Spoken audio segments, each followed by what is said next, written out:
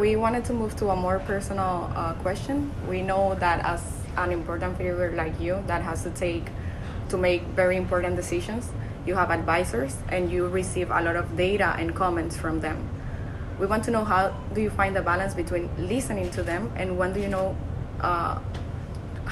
when to cross that line and start making decisions for yourself? Well, you never stop making decisions by yourself, because in the case of a president or head of a negotiation, you have to take decisions. But you always have to be able to get as much information as possible to make the right decisions. In the case of my negotiation with the FARC, I did something which was quite new, which was to bring in foreign advisors. Many people said, why are you bringing foreign people? Because many negotiations have common denominators, no matter where you conduct them. So that's why I brought a person with hands-on experience from the Northern Ireland peace agreement, from the Salvadorian peace agreement, from the Israeli-Palestine peace agreement, and they were extremely useful. But it's really always ends up with a decision that you have to take according to your criteria and your information. The advisors don't take decisions for you. You hear them and you take the decisions always. Does it get noisy? Sorry? Does it get noisy? All of these, how do you know when is the right amount of opinions? Well, I would say there's never an excessive information or opinions. It's good to hear as many as possible, but then you filter them and you choose the ones that you think are applicable and appropriate to the circumstance that you are dealing with. But the more information you have, the more examples you have, the better. Perfect. Thank you. President Santos, what would you teach in a leadership class? I would teach first that it's important to have a very clear objective of what you want. It's important to take into account past experiences that might help you reach that objective. I had a lesson when I was very young in the Navy about how to sail. And the person who taught me how to sail said, listen, you need to have a port of destiny. And you can use the winds, even if the winds are against you, to reach that point. That was a very important lesson for me as a leader of a country, but also as a person. So know what you want, know your objectives, have empathy, put yourself in the shoes of others to understand their needs, their worries, their frustrations or their hopes. This is extremely important to be able to lead. If you don't know what the concerns of the people you're leading are, it's going to be very difficult to lead. You need,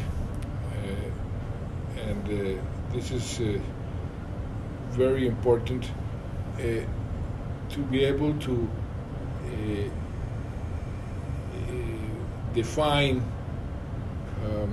who are your allies and who are your adversaries, but treat your adversaries in a way that you can make them help your objectives.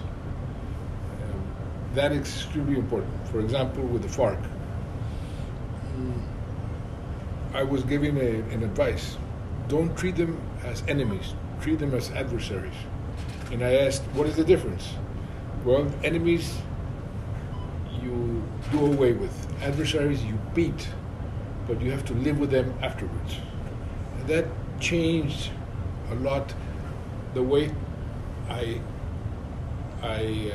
looked at my adversaries at the park, and then that helped me very much in our dialogue, in our negotiation. Those type of issues of how to see your adversaries and how to treat your adversaries are essential. And one follow-up on that: if you were able to teach a class in a classroom of boys, rural boys in Colombia, like on a school, what would you teach them? Like, if you could. In terms of leadership? In terms of whatever you think it's important for peacemaking in their context. For peacemaking, I would first teach them why an imperfect peace is always better than a perfect war. And this is something that in the world, unfortunately, we have not learned, but we should have learned because history has taught us that an imperfect peace is much better than a perfect war. You have to teach them to be able to respect people who think differently from you, and that you have to be able to live with them, and many times work with them. And especially in today's world, we need to understand that we have one race, only one, which is the human race. No matter what religion, no matter the color of your skin, but one race. And we have one house where we live in. It's planet Earth.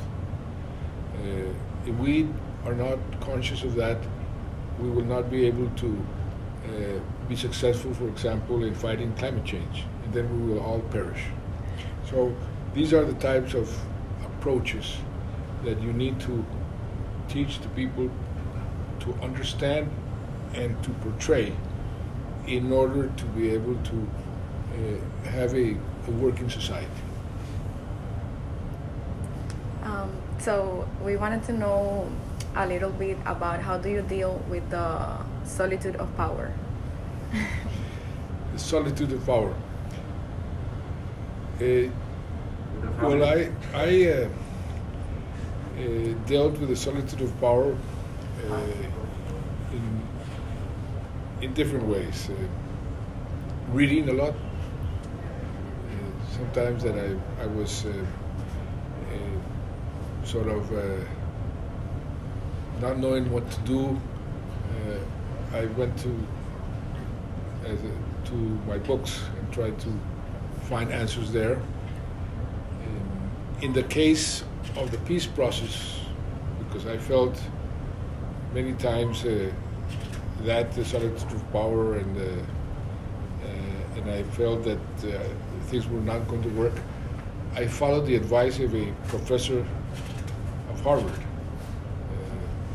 Heifetz, who told me to speak to the victims, hear their dramas, hear their stories, and that would re-energize you. And that really happened. And I was taught a lesson. I thought that the victims, because they were victims, they were going to be the most obstinate in not accepting benefits for the perpetrators. And I discovered that it was completely the contrary. They were the ones that were more generous. And for me, it was a marvelous lesson of the human condition.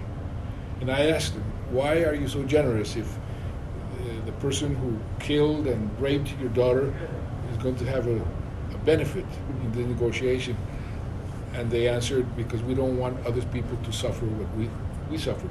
And that attitude, that generosity, taught me that the human nature is much better than what I thought it was.